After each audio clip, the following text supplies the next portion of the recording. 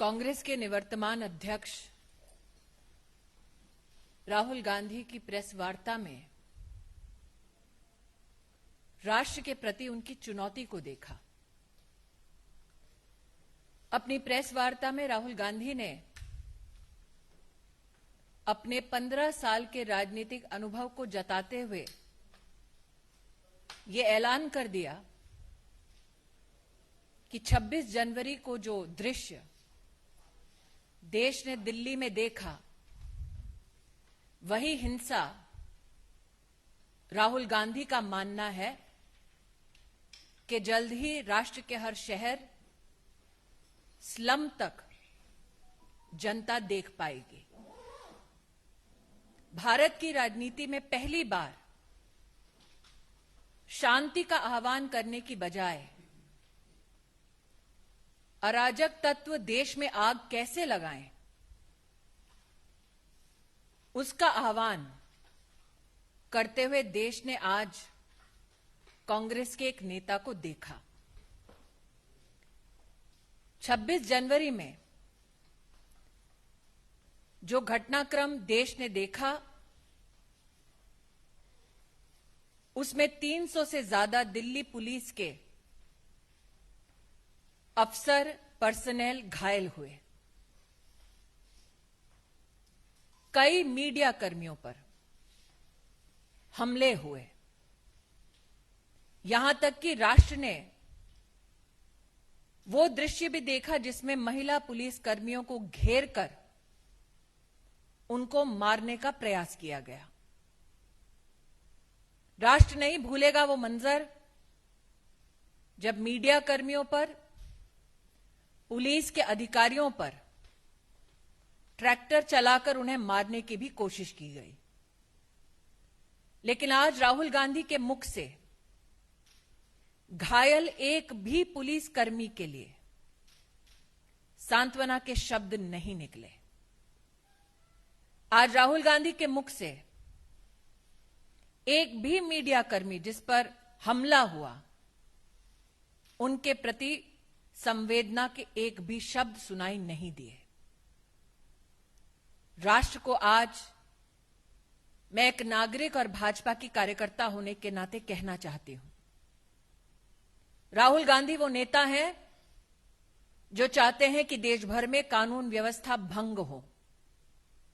राहुल गांधी वो नेता हैं जो चाहते हैं कि अराजक तत्व देश में न सिर्फ तिरंगे का अपमान करें, बल्कि देश को तोड़ने का भी दुस्साहस करें। आज भाजपा की कार्यकर्ता, देश की नागरिक होने के नाते मैं राष्ट्र भर से अपील करती हूं कि राहुल गांधी के जितने भी मंसूबे हैं, उन्हें हम सबको मिलकर नाकामयाब करने होंगे। Today the country witnessed a call for violence given by the former president of the Congress party, Shri Rahul Gandhi, exploring the fact, enunciating that he has 15 years of political experience. Mr. Gandhi gave a clarion call for violence across various cities, so much so that he included slums where the poor of our country live. Never before in our democratic history have we witnessed a political leader asking for the fire of violence to spread instead of seeking peace, instead of promoting peace. Mr. Gandhi today declared war upon the Indian people and said that if his political stand is not supported by the Prime Minister of our country, then cities will burn. As a member of the Bharatiya Janata Party, as a citizen of this country, I appeal to every Indian citizen to ensure that Rahul Gandhi's call for violence is met with sustained peace, that Rahul Gandhi's intentions to politically benefit from strife is defeated. What is shocking yet, but expected of Mr. Gandhi, is that over 300 police personnel of the Delhi police who were badly injured did not receive one word of support or consolation from Mr. Gandhi. There were numerous media personnel who were hurt on the 26th of January and the violence that was witnessed by the country at large. Not a word was spoken by Mr. Gandhi in protest against the behavior meted out to female police personnel or those police personnel and media personnel upon whom attacks were undertaken. I reiterate that though Rahul Gandhi will call for violence, we as citizens of India seek your support to ensure peace. Rahul Gandhi is insistent on creating political strife, but we know that the citizens of India under one flag will ensure that law and order is maintained in our country. Thank you so much. And we'll take only limited questions because Smriti ji has to rush for a meeting. So I would request Devendra ji, yes, you wanted to ask something.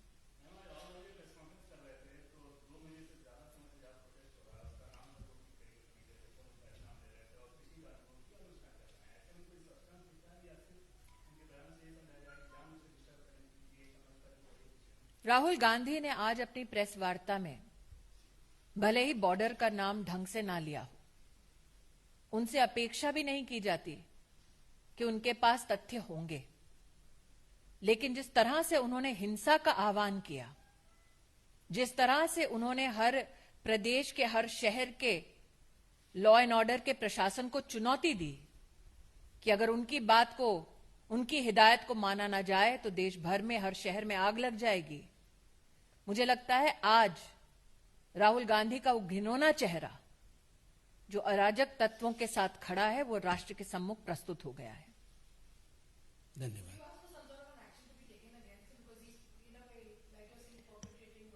He would want some kind of an action against him so that he can present himself as a political martyr, a person who does not have enough respect for the speech of the Honorable President of India, a person who does not give enough respect to the farming community of our country and is absent from the House when this legislation is discussed, a person who makes merry on taxpayers' time, of course would want such kind of a declaration made by me on this public platform.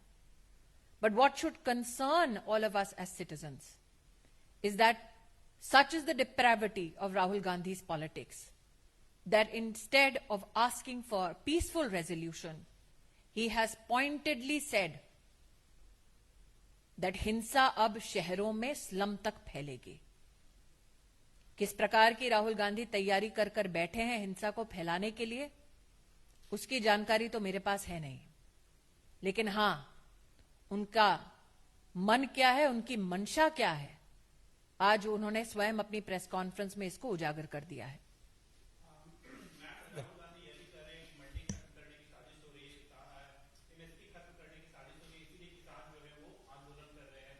राष्ट्र के इतिहास में सबसे व्यापक MSP का operation आप सबने इस देश में नरेंद्र मोदी जी के नेतृत्व में देखा। मंडी सिस्टम को और सशक्त करने का नरेंद्र मोदी जी का कार्य भी गत 6 वर्षों में आपने देखा। आज स्वयं महामहिम राष्ट्रपति जी ने राष्ट्र को संबोधन में ये दोबारा से प्रतिस्थापित किया कि इन कानूनों के आने से पहले मंडी के साथ साथ कृषि के क्षेत्र में जितनी भी व्यवस्थाएं चल रही थी वो जस के तस आज भी चल रही हैं। अभाव राहुल गांधी के पास जानकारी का इतना है कि बॉर्डर का नाम तक बदल देते हैं। अभाव जानकारी का राहुल गांधी के पास इतना है कि जहां से वो वर्तमान में सांसद हैं वहां पर इस प्रकार की व्यवस्था किसानों को दे नहीं सकते। लेकिन आज उनकी मंशा मात्र बचकाने बोल बोलने की नहीं थी। आज उनकी मंशा सिर्फ और सिर्फ देश में आग लगाने की थी, जिसका हम पूर्णतः खंडन करते हैं। Last question. राहुल गांधी ने यह भी कहा कि लाल किले के अंदर जाने की अनुमति किसने दी और गृह मंत्री जी को पूछताछ में राहुल गांधी व्याकुल हैं कि दिल्ली पुलिस ने शांति का, संयम का प्रदर्शन कैसे दे दिया। राहुल गांधी ने एक शब्द दिल्ली पुलिस के उन अफसरों के बारे में नहीं बोला जो 15 फीट की खाई में खदेड़े गए। राहुल गांधी ने दिल्ली पुलिस की सराहना में एक शब्द तब नहीं बोला जब आज भी बॉर्डर पर एक एसएचओ के हाथों पर तलवारों से वार किया गया। क्या राहुल गांधी ये नहीं मानते कि दिल्ली पुलिस में जो कर्मी काम कर रहे हैं वो सामान्य और गरीब परिवारों के बेटे बेटी हैं? क्या उनके प्रति संवेदना व्यक्त करना एक साधारण नागरिक का, नेता तो दूर की बात है, ये काम नहीं था? राहुल गांधी को दुख इस बात का है कि लाशों का ढेर नहीं बिछा, इसलिए अब वो खुद देश में आग लगाना चाहते हैं।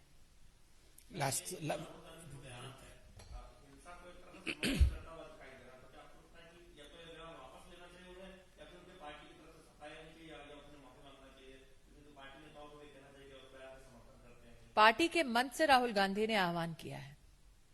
और क्या ये पहली बार है जब कांग्रेस ने निर्दोषों के खूनों से अपने हाथों को रंगने का प्रयास किया है?